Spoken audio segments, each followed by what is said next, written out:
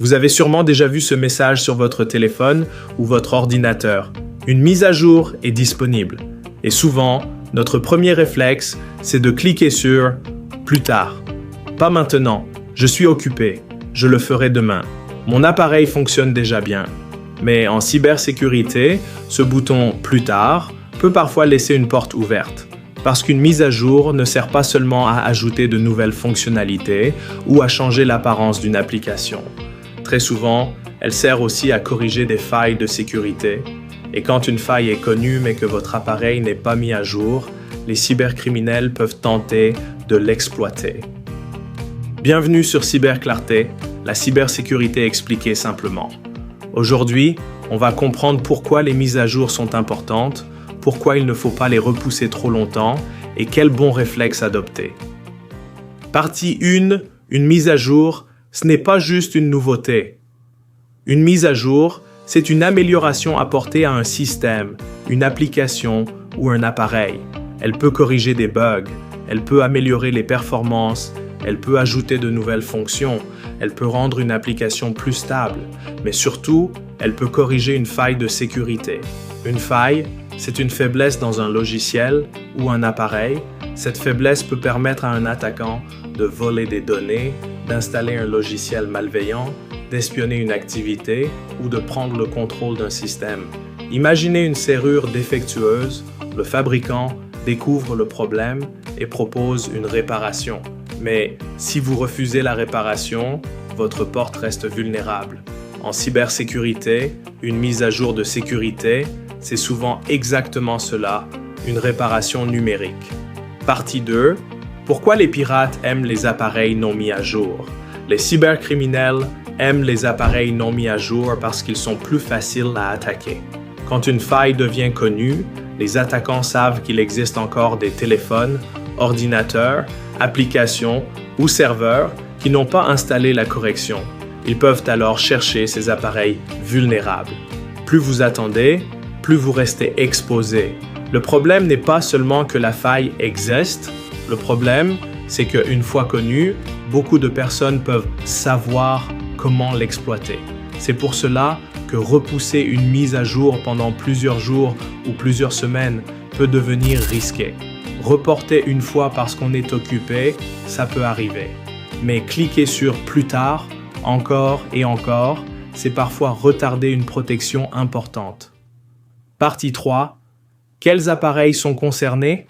Quand on parle de mise à jour, on pense souvent au téléphone, mais ce n'est pas le seul appareil concerné. Votre téléphone doit être mis à jour, votre ordinateur aussi, vos applications aussi, votre navigateur aussi, votre antivirus aussi, votre routeur Wi-Fi aussi, et même vos objets connectés, caméras, télévision, montres connectées, imprimantes ou systèmes de surveillance. Votre navigateur est particulièrement important parce que vous l'utilisez tous les jours pour aller sur Internet. Votre routeur Wi-Fi aussi est important parce qu'il est la porte d'entrée de votre réseau. Et en entreprise, les mises à jour sont encore plus critiques. Un seul ordinateur vulnérable peut parfois devenir une porte d'entrée vers tout un réseau.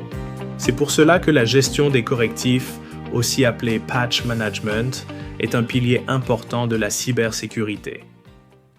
Partie 4. Les mauvaises excuses. Beaucoup de personnes repoussent les mises à jour pour de mauvaises raisons. Ça prend trop de temps. Oui, parfois quelques minutes, mais ces quelques minutes peuvent éviter beaucoup de problèmes. J'ai peur que ça ralentisse mon appareil. C'est possible dans certains cas, mais ignorer une faille de sécurité peut être beaucoup plus dangereux. Je n'ai pas assez d'espace.